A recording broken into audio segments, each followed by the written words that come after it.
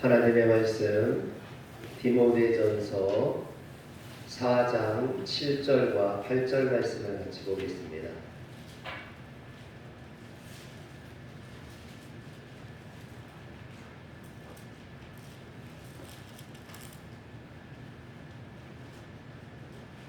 제가 갖고 있는 성경은 신약성경 339면에 나와 있습니다.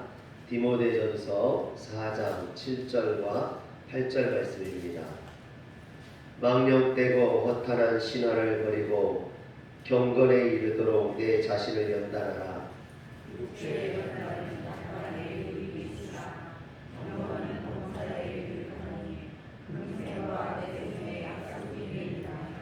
아멘. 할렐루야. 연말이 되어 당회를 앞두면 목회자들은 걱정이 한바가지가 됩니다. 여선교회장이 누가 될지, 또 재정부장은 누구를 시켜야 될지 교회 임원 편성에 있어서 고민이 됩니다. 물론 작은 교회에서는 그 사람이 그 사람이고 별로 변동도 없고 하는 일도 없다지만 그래도 목회자는 고민이 되는 것이 사실입니다.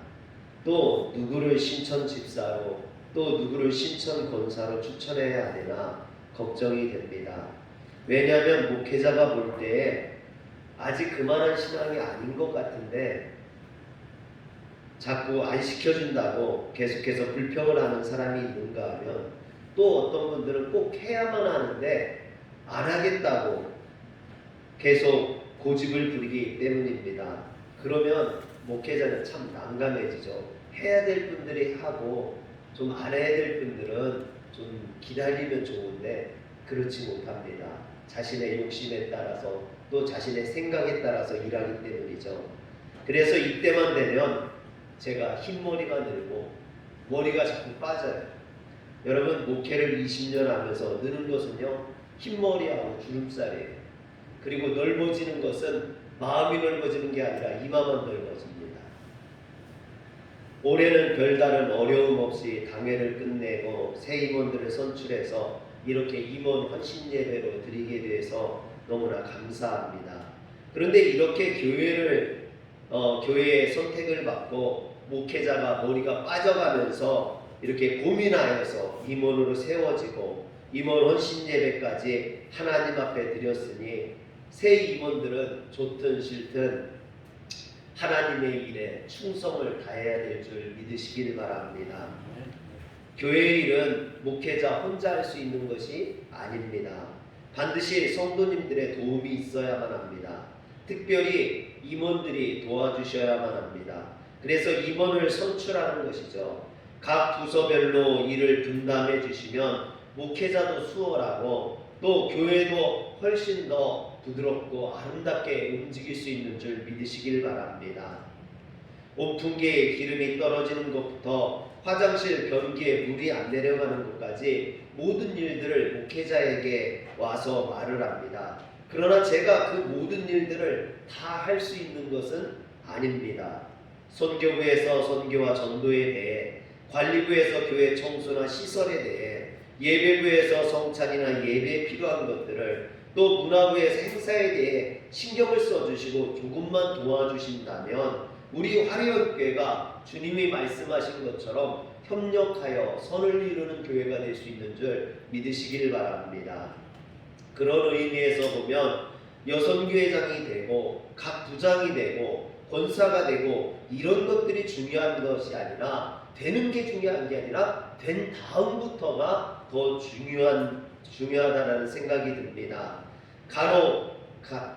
부장이 되고 싶어서 자꾸만 시켜달라고 했던 분들이 부장이 되고 나서는 정작 아무것도 안 하는 경우를 보게 됩니다. 또 장로가 되기 위해 그렇게 순종하고 헌신하고 봉사하고 열심을 내던 분들이 정작 장로가 된 뒤에는 대접만 받으려 하고 교회에서 큰 소리만 치려고 하는 분들이 있습니다. 여러분, 이것은 잘못된 생각입니다. 되려고 노력했던 것보다 된 다음에 더 열심히 하고 충성하고 헌신해야 될 줄 믿으시길 바랍니다.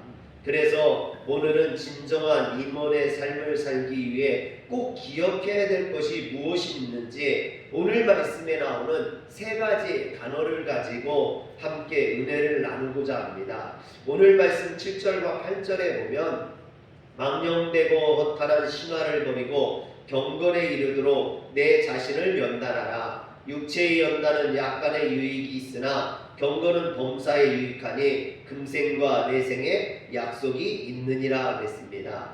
물론 이 말씀은 교회 지도자나 임원들에게 꼭 필요한 말씀입니다. 그러나 이것이 꼭 임원에게만 필요한 말씀이냐? 그렇진 않아요. 우리 성도님들 모두에게 반드시 필요한 말씀입니다. 그러므로 함께 이 말씀을 통해서 은혜를 나누시길 주의 이름으로 축원합니다. 첫째로 임원의 삶을 살아가기 위해 기억해야 될 것은 경건입니다. 한번 따라합시다. 경건. 디모데전서 4장의 구조를 보면 1절에서 5절까지는 바울이 거짓 교사들의 가르침을 경계할 것에 대해서 이야기합니다. 그리고 6절부터는 제자 디모데에게 경건에 대해서 말씀하는 것을 보게 됩니다. 먼저 1절에 5절에 나오는 거짓 교사들이 전하는 메시지의 내용을 보면 4장 1절과 2절에 보면 그러나 성령이 밝히 말씀하시기를 후일에 어떤 사람들이 믿음에서 떠나 미혹하는 영과 귀신의 가르침을 따르리라 하셨으니 자기 양심이 화인을 맞아서 외식함으로 거짓말하는 자들이라 했습니다. 여기 보면 거짓 교사들에 대해서 여러 가지로 이야기하고 있죠. 믿음에서 떠난 자요, 미혹하는 영과 귀신의 가르침을 따르는 자요, 자기 양심에 화인을 맞은 자요, 외식하는 자요, 거짓말하는 자라 알겠습니다. 이처럼 거짓 교사들은 하나님의 말씀을 따르는 게 아니라 외식하고 또 미혹하는 영에 따라 귀신에 따라 양심에 화인 맞아서 외식하고 거짓말하는 자입니다. 그런데 이들이 가르치는 가르침은 어떤 것이냐? 3절과 4절에 나옵니다. 혼인을 금하고 어떤 음식은 먹지 말라고 할 터이나 음식물은 하나님이 지으신 바니 믿는 자들과 진리를 아는 자들이 감사함으로 받을 것이니라. 하나님께서 지으신 모든 것이 선함에 감사함으로 받으면 버릴 것이 없나니 했습니다. 근데 이처럼 거짓 교사들이 가르치는 내용의 특징을 보면 이것도 하지 말라, 저것도 하지 말라, 이것은 안 된다, 저것도 안 된다, 이런다라는 것이죠. 그러면서 이렇게 하지 말아야 될 것을 강조한다라는 것입니다. 그에 반해 바울은 5절부터 우리가 하나님의 성숙한 지도자로 나아가기 위해서 해야 될 것들에 대해서 열거하는데 거짓 교사들이 하지 말아야 될 것을 가르치는 것과 반대로 이 바울은요, 해야 될 것에 대해서 이야기를 합니다. 이처럼 거짓 교사들은 부정적인 것으로 사람들을 구속하고 얽매이는 반면에 참된 교사는 긍정적인 가르침으로 자유와 평화의 복음을 선포한다라는 것입니다. 그런데 디모데전서 4장 7절에 보면 망령되고 허탄한 신화를 버리고 경건에 이르도록 내 자신을 연단하라 했습니다. 여기서 나오는 경건이라는 말은요, 신약 성경에 15번이 등장합니다. 그 중에서 목회 서신에 13번이 등장하고 이 디모데서에서 9번이 등장합니다. 그만큼 이 경건은 목회자에게 또 교회에서 중요한 역할을 감당하는 사람들에게 매우 중요한 덕목이라는 거죠. 반드시 필요한 덕목이 바로 경건이라는 것입니다. 그런데 이 경건에 쓰인 헬라어를 보면요, 유세베이아라는 말이에요. 경건, 유세베이아라는 말인데 여기서 유라는 것은 좋다, 잘이라는 뜻을 갖고 있습니다. 그리고 세베이아라는 것은요, 참여하다라는 뜻을 갖고 있어요. 그러니까 이 유세베이아라는 말을 원어 그대로 보면은 잘 참여하다라는 뜻인 거예요. 이런 맥락에서 7절 말씀에 나오는 경건은 두 갈래로 그 의미를 살펴볼 수 있는데, 하나는 하나님의 성품에 참여하는 것, 여러분 잘 참여하다라는 뜻을 갖고 있잖아요. 유세미야가 경건이라는 것이 무엇에 참여하는 것이냐? 하나님의 성품에 참여하는 것이다 라는 것이죠. 하나님을 닮고자 하는 그 내적인 동기를 강조하는 차원에서의 해석입니다. 즉 경건이라는 것이 하나님의 성품에 참여하는 것이요 그 성품을 닮아가는 것이라는 의미입니다. 사랑하는 성도 여러분, 여러분들이 하나님을 닮은 성품, 예수 그리스도를 닮은 경건을 가지시길 주의 이름으로 축원합니다. 그런가 하면 또 하나는 하나님의 성품에 참여하는 것보다 더 나아가서 능동적으로 하나님의 일에 참여하다라는 뜻이 갖고 있습니다. 즉 하나님의 성품에 참여하다. 또 하나는 하나님의 일에 참여하다라는 뜻이죠. 하나님의 일에 참여하라로 해석할 수 있습니다. 이것은 외적인 행동을 강조하는 것입니다. 그런데 우리가 일반적으로 알고 있는 경건은 하나님의 일에 참여하는 것보다는 하나님의 성품을 닮아가는 것, 하나님의 성품을 배우는 것, 그렇게 생각할 때가 많이 있습니다. 그래서 우리는 경건을 정적인 것으로 생각하죠. 그래서 경건하다 하면은 기도를 많이 하거나 또는 조용하거나 이런 생각을 많이 합니다. 그러나 경건이 그렇게 정적인 것이 아니라는 거예요. 참여하는 거예요. 하나님의 일에 참여하는, 물론 이 두 가지를 다 포함해야 됩니다. 정적인 것이기도 하지만 또 활동적인, 능동적인 것이기도 합니다. 그래서 우리가 경건이라는 것은요 단순히 기도를 많이 하는 것, 조용하는 것이 아니라는 거죠. 하나님의 일에 적극적으로 참여하는 것도 경건이라는 것입니다. 정적인 측면을 강조해서 무엇이 되라와 보다 능동적인 측면을 강조하는 무엇을 하라, 이 양쪽의 측면을 모두 포함하는 것입니다. 그래서 경건은 내적으로는 하나님의 성품에 참여하는 것이고 외적으로는 하나님의 일에 참여하는 것이다 라는 거죠. 여러분 이것을 반드시 기억하시길 바랍니다. 경건은요 단순히 기도만 많이 하는 게 아니에요. 내적으로는 하나님의 성품을 닮아가는 것이지만 외적으로는 하나님의 일에 참여해서 능동적으로 그것을 이끌어가는 것, 그것이 바로 경건인 줄 믿으시길 바랍니다.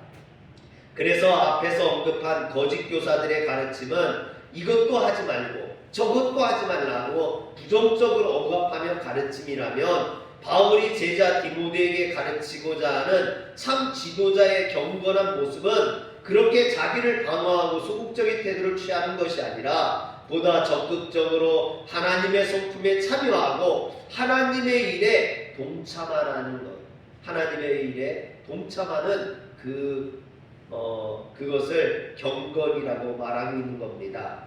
때로 제가 교회 일을 하면서 어려움을 겪는 것 중에 하나가 있습니다. 그것은 어떤 일들을 계획하고 그 일들을 시행하기 위해서 이제 성도님들과 임원들과 모여서 회의를 합니다. 이것을 어떻게 하면 좋을지 회의를 할 때 어떤 분들은 무턱대고 그 일을 목사님 안 됩니다 그러는 분들이 있어요.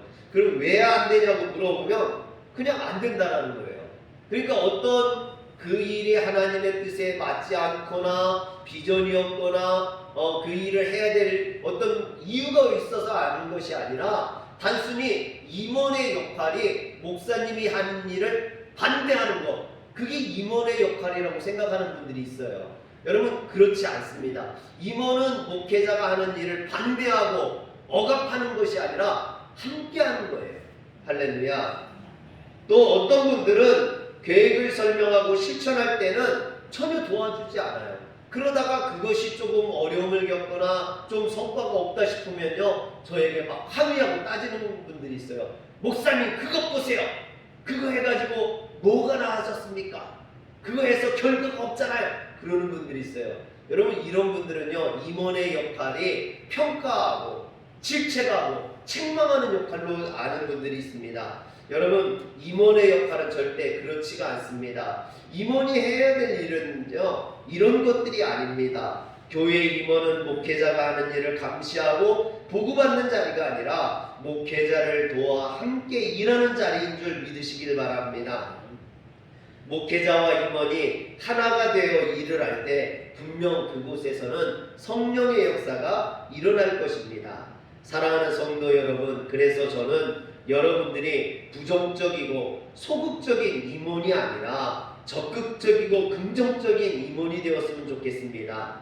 혹 제가 하는 일들이 부족하고 미흡하다 할지라도 여러분들이 보완해 주시고 도와주시면 더 좋은 방향으로 나아갈 수 있을 줄 믿으시길 바랍니다. 그래서 저는 우리 화려교회가 건강한 교회, 하나님이 기뻐하시는 교회를 만들어가길 소망합니다. 그런데 그 일은 저 혼자 할 수 있는 게 아니라는 거죠. 우리 성도님들이 도와주실 때, 우리 임원들이 같이 힘을 합해주실 때, 저와 같은 방향을 보고 나아갈 때 그 일이 가능하다라는 것입니다. 그래서 제가 우리 성도님들과 비전 나누기를 할 때 늘 했던 말이, 제가 제 욕심 챙기지 아니하고 우리 성도님들을 위해서, 교회를 위해서 최선을 다할 테니까 저를 도와주세요 그랬지 않습니까? 함께 임원들과 함께 주님을 향해서 나아가면요, 분명히 그곳에는 하나님의 역사가 임한다라는 거죠. 경건이 다른 게 아니에요. 경건은 바로 이와 같이 하나님의 일을 함께 하는 것, 그것이 경건이라는 겁니다. 경건은 주님의 일을 힘내어 일할 때 바로 얻어지는 것인 줄 믿으시길 바랍니다. 그런가 하면 임원의 삶을 살기 위해 두 번째로 기억해야 될 것은 연단입니다. 7절에 보면 망령되고 허탄한 신화를 버리고 경건에 이르도록 내 자신을 연단하라 했습니다. 여기서 나오는 연단은 헬라어로 짐나조라는 말입니다.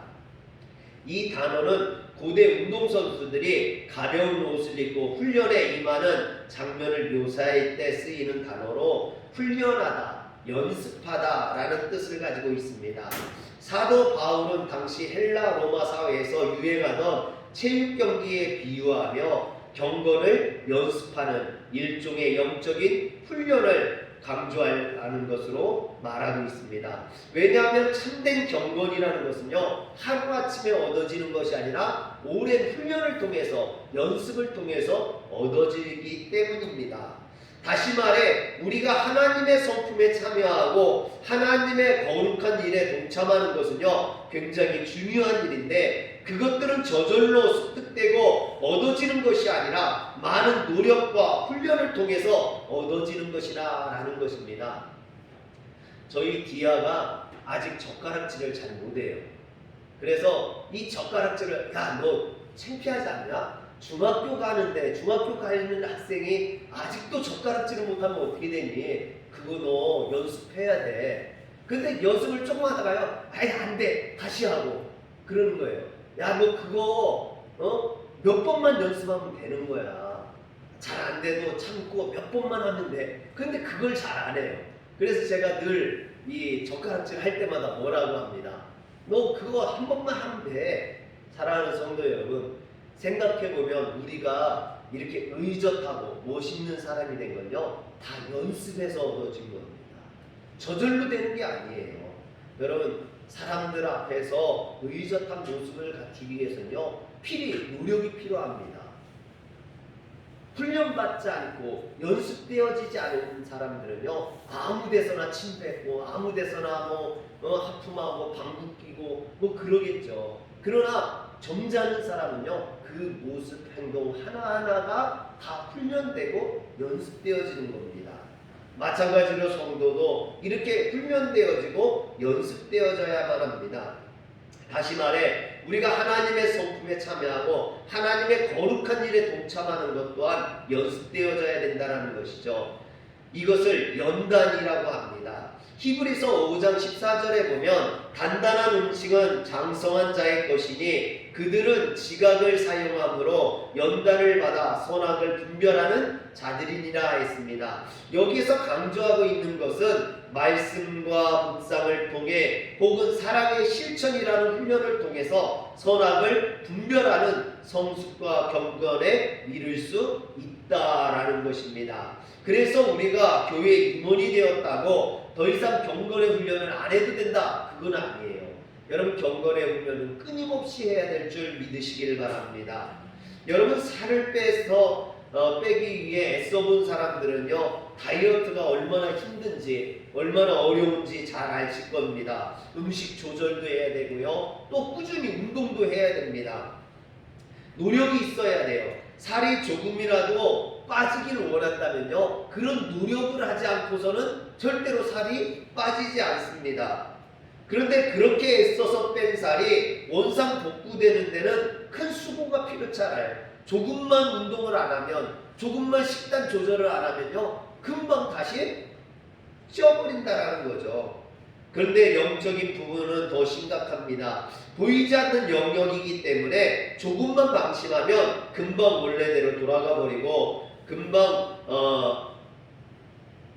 그 옛날의 모습들이 다시 드러나게 된다는 거죠. 공든탑이 무너지려 했지만 쉽게 무너진다는 거예요. 아마 다이어트 해보신 분들은 다 아실 거예요. 뭐 저는 늘 우리 소연이가 하는 것을 보면서 늘 보고 있습니다. 다이어트 했다고 좀 빠졌다고 좋아하다가요, 금방 피자 치킨 조금 먹으면요, 금방 다시 돌아갑니다. 그것이 우리의 몸뿐만 아니라 영적인 부분도 마찬가지라는 겁니다. 그래서 운동선수들은요, 계속해서 훈련을 하는 거예요. 여러분, 훈련을 멈추지 않습니다. 매일같이 합니다. 근데 연습할 때 보면요, 똑같은 것을 계속 연습을 해요. 우리 장로님들이 탁구를 배우러 다니시는데, 여러분, 탁구도요, 이걸 계속 연습을 시킵니다. 왜? 이게 몸에 배게 하기 위해서. 그래서 내가 생각하지 않아도 이것이 그대로 나오게 하기 위해서 연습을 하는 거예요. 여러분, 경건을 연습하는 건요, 내가 인위적으로 하려고 하는 것이 아니라 그것이 내 몸에 배서, 내 몸이 기억해서 저절로 그것이 나오게 하기 위해서. 할렐루야. 여러분, 늘 사람들 앞에서 보여지는 모습에만 신경 쓸 것이 아니라 그것이 내 몸에 배어서 자연스럽게 나올 때 그것이 참된 경건인 줄 믿으시길 바랍니다. 성도는 과거에는 육신의 정욕을 따라 살던 자들이었으나 복음을 통해 회심한 이후에는 하나님 중심으로 살도록 존재론적인 전환을 한 자들입니다. 하지만 그렇다고 하여 모든 문제가 끝난 것은 아닙니다. 물체의 관성이 있듯이, 다이어트의 요요 현상이 있듯이, 운동선수에게 과거의 나쁜 자세가 남아있듯이, 성도들도 비록 거듭나기는 하였어도 과거의 나쁜 육체적인 습관이 남아있어서 우리를 넘어지게 하기도 하고, 따라서 이런 과거의 습관을 제거하지 않으면 반드시 그 습관이 나오게 되어 있다는 거죠. 방심하면 나온다라는 겁니다. 우리가 조금만 방심하면 그런 말이 나오는 거예요. 저도 어떻게 하다 보면요, 갑자기 욕이 탁 튀어나올 때가 있어요. 그러면 듣는 사람도 놀라고 저도 놀라요. 나에게 이런 것이 있었네. 저희 아이들도 듣다가 갑자기 아빠도 욕할 줄 아네? 그래요. 여러분, 사람이 그 습관되어졌던 어떤 옛날의 모습들이 갑자기 방심할 때 튀어나온다는 거예요. 훈련되어지고 연습되어졌어도 여러분, 방심하면 그렇습니다. 그래서 이런 훈련이나 경건의 연습은요, 멈추어서는 안 된다는 거죠. 결혼 전에 담배를 많이 피우던 꼴초 아가씨가 있었습니다. 근데 이 아가씨가 시집을 가서 이제 시댁에서 시부모님들과 함께 이렇게 밥을 먹는데요, 그 옛날 생각이 나는 거예요. 그래서 자신도 모르게 이렇게 고추를 들어가지고 먹는데, 고추를 이렇게 들어가지고 이렇게 먹는 거예요. 그러니까 시어머니가 이렇게 보니까 며느리가 이렇게 해줬는데 여기에 고추장이 묻은 거예요. 그래서 며느라 너 손이, 그러니까 이 아가씨가요, 깜짝 놀래가지고 아이고 죄송합니다 어머니 하면서 이렇게 막 고추장에다 비벼서 꽃을 끄더래요. 여러분, 물론 유머지만 이처럼 옛 습관은 우리가 방심할 때 나도 모르게 나타나게 되어 있습니다. 그래서 우리는 거듭난 자로서 경건을 훈련해야만 합니다.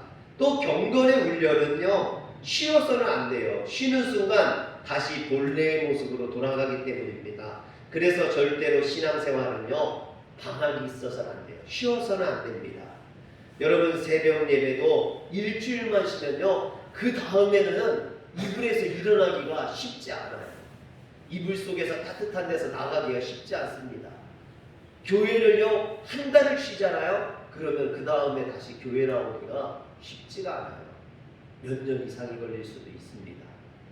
여러분, 제가 마라톤을 해보니까요, 마라톤을 하다가 힘들어가지고요, 한 번 멈추잖아요. 그럼 그 다음에 뛰기는요, 정말 얼마나 어려운지 몰라요. 포기하고 싶지 다시 뛰기가 쉽지 않다는 거예요.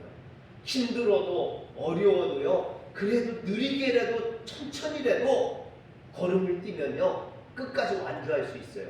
그러나 뛰다가 힘들다고 한번 멈춰버리면요, 그 다음부터 다시 뛰기는 쉽지 않다라는 겁니다. 신앙도 마찬가지예요. 여러분, 어려워도 힘들어도 그것을 참아가며 이겨내면서 조금씩이라도 나아가는 사람은요, 어느 순간에 하나님의 축복이 이룰 줄 믿으시길 바랍니다. 그러나 힘들다고 어렵다고 조금만 쉬어야지 하는 사람들은요, 그냥 무너져버리고 말아요. 공든탑이 다 무너져서 처음부터 다시 시작하기는 정말 어렵다라는 겁니다. 명품 바이올린이요, 로키 산맥에서 자라는 삼나무로 만든다고 해요. 이 로키 산맥에 3,000m 이상 되는 그 높이의 매서운 바람으로 인해서 나무들이 이렇게 반드시 자라지 못하고 이렇게 구부러져서 자란다는 거예요.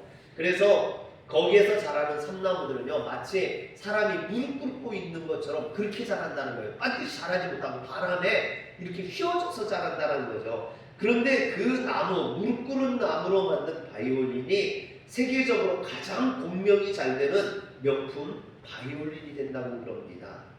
낮에 따뜻하고 밤에 추운 날씨가 계속될 때 가장 선명한 단풍이 만들어지듯이 우리 인간도 고난을 통과하면서 하나님이 쓰시기에 합당한 사람으로 다듬어진다는 것을 믿으시길 바랍니다. 성경을 보면요, 이런 연단을 거치지 않은 사람이, 연단을 거치지 않고 하나님 앞에 쓰임받은 사람이 한 사람도 없습니다.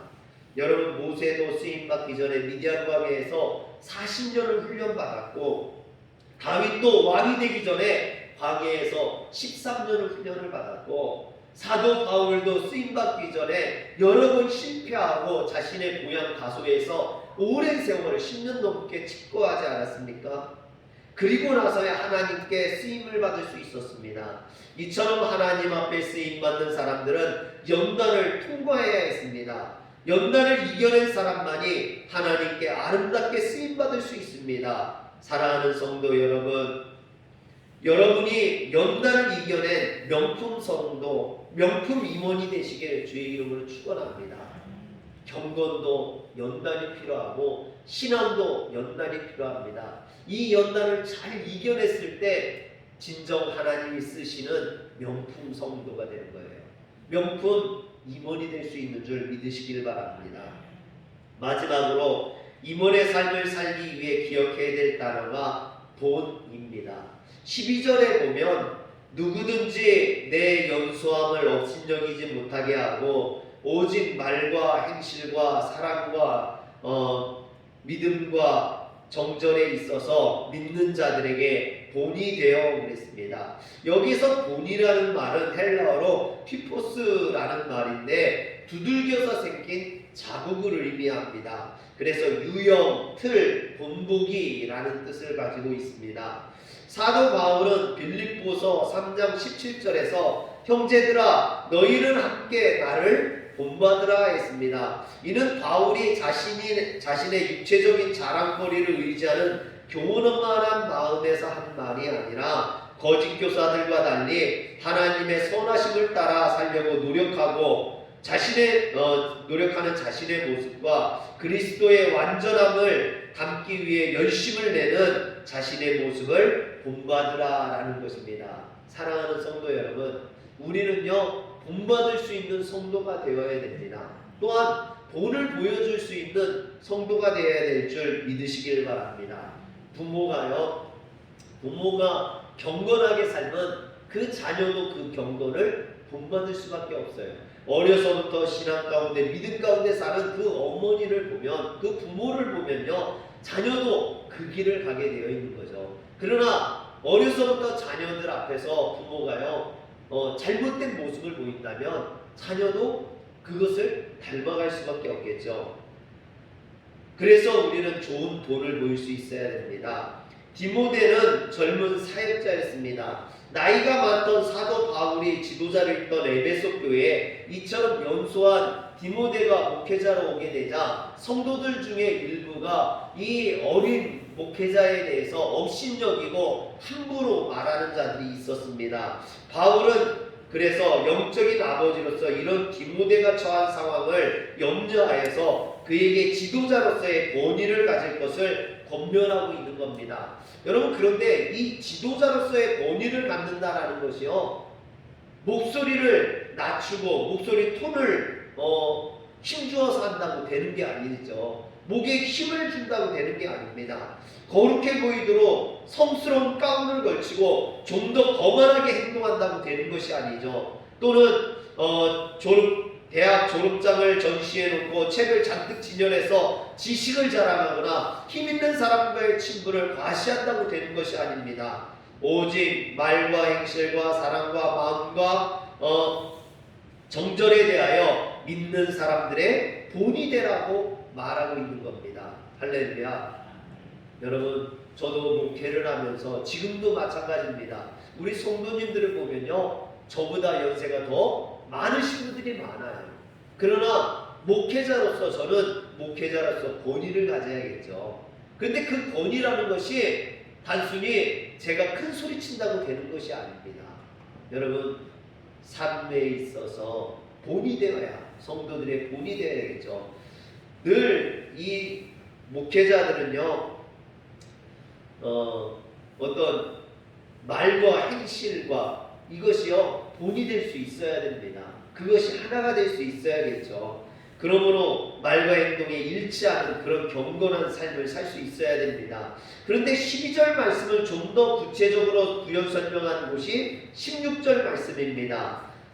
내가 내 자신과 가르침을 살펴 이 일을 계속하라. 이것을 행함으로 내 자신과 내게 듣는 자를 구원하라 그랬습니다. 바울은 지금 제자 디모데에게 본이 되는 지도자가 되기 위해 두 가지 조화를 이야기하고 있는데요. 본이 되는 지도자가 되기 위해서 첫 번째로 성도들을 향한 가르침이 필요하다라는 겁니다. 그런데 그 가르침이 무엇으로 이루어지냐면 언어나 말로 이루어진다는 거죠. 목회자는 강단에 서서 성도들을 가르치는, 말씀을 전하는 입장에 있습니다.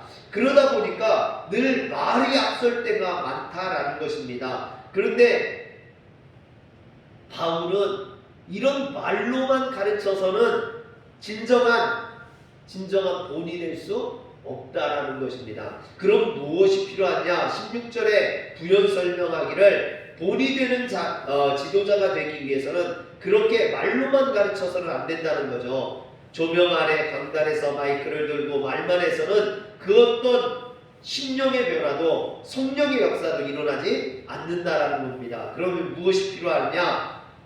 성도들을 향한 가르침과 그 가르침이 뒷받침될 수 있는 지도자의 삶이 뒤따라야 된다라는 거죠. 여러분, 가끔 연예인들이나 이 TV에 출연하는 사람들을 보면요 말은 잘해요. 말을 얼마나 잘하는지 모릅니다. 요즘 역사 프로그램을 진행하던 사람이 있죠. 누구라고 실명을 거론할 수는 없지만 그 사람이 요즘 방송에서 다 하차했어요. 그 이유가 뭐냐면요, 이렇게 말은 잘했는데 그것이 올바른 말이 아니었던 거죠. 그래서 논문 표절이라든가 이런 것들이 문제가 됩니다. 여러분, 언젠가는 그런 것들이 드러나게 돼 있어요. 요즘 인터넷 방송에서 그 군대 UDT의 삶을 살았던 그런 것들을 방송해가지고 되게 유명해진 사람도 있습니다. 그런데 정작 그 사람이 유명해지니까 그 삶이 드러나면서 사람들에게 실망을 주고 결국 그 사람도 하차하게 되죠. 여러분, 말만 잘해서 보여지는 것만 잘해서는 안 된다는 겁니다. 보여지는 것만큼 그의 삶이 뒷받침이 돼야 된다는 거죠. 오늘 우리도 마찬가지입니다. 목회자가 설교만 잘하면 물론 삶이 안 보여지는 설교만 잘하는 분들도 계셔요. 그럴 수도 있습니다. 그러나 우리같이 작은 교회에서는요, 설교만 잘해서는 안 되죠. 목회자의 삶이 뒷받침이 돼야 됩니다. 왜냐하면 성도님들이 목회자에 대해서 다 알잖아요. 목회자 가정에 대해서도 삶에 대해서도 다 알지 않습니까? 오늘 우리는요, 바로 그렇습니다. 임원들은 성도들의 본이 될 수 있어야 됩니다. 근데 본이 되는 건요, 말만 잘해서는 안 돼요. 그 사람의 삶이 뒷받침이 돼야 됩니다. 왠지 아십니까? 성도들끼리는 다 알거든요. 가정사도 알고, 저 사람의 성품도 알고, 교회에서는 경건한 척하지만 세상에 나가서는 어떻게 사는지 다 알거든요. 여러분, 그렇기 때문에 우리의 삶이 뒷받침이 되지 않고서는 결코 올바른 임원의 삶을 살 수 없다는 겁니다. 그래서 바울은 말을 통해 전달하는 가르침과 삶을 통해 드러나는 가르침, 이 두 가지를 잘 어우러지고 조화를 이룰 때 그것이 참된 본이 되는 삶이 된다고 말하고 있는 것입니다. 여러분, 지도자는 이처럼 말과 행동이 하나가 되는, 그래서 진정 거룩한 성도의 본이 될 수 있어야 합니다. 오늘 임원 헌신 예배를 드리고 있습니다. 교회 임원은 모든 성도들의 본이 되어야 합니다. 말하는 것에 있어서나 행동하는 것에 있어서나 또 예배드리는 모습에서나 헌금에 있어서도 교회 일을 하는 것에 있어서도 본이 되어야 합니다. 그만큼 힘들고 어려운 자리입니다. 그러나 또한 그만큼 상이 크고 축복의 자리인 줄 믿으시길 바랍니다. 오늘 임원으로 새로움을 받는 우리 성도님들이요, 이처럼 하나님 앞에 아름답게 세워지는, 그리고 모든 성도들에게 신앙에 있어서 삶에 있어서 본이 될 수 있는 임원이 되시길 주의 이름으로 축원합니다. 기도하겠습니다. 하나님, 감사합니다. 우리같이 연약한 자를 하나님께서 불러서 임원으로 세워주시고 우리를 통해서 하나님의 일을 이루어가시니 감사합니다. 우리가 내적인 경건뿐만 아니라 또한 하나님의 일에 있어서도 충성을 다하게 하시고 하나님 앞에 헌신되이 봉사하는 자가 될 수 있도록 주여 도와 주시옵소서. 우리 주 예수님의 이름으로 기도합니다. 아멘.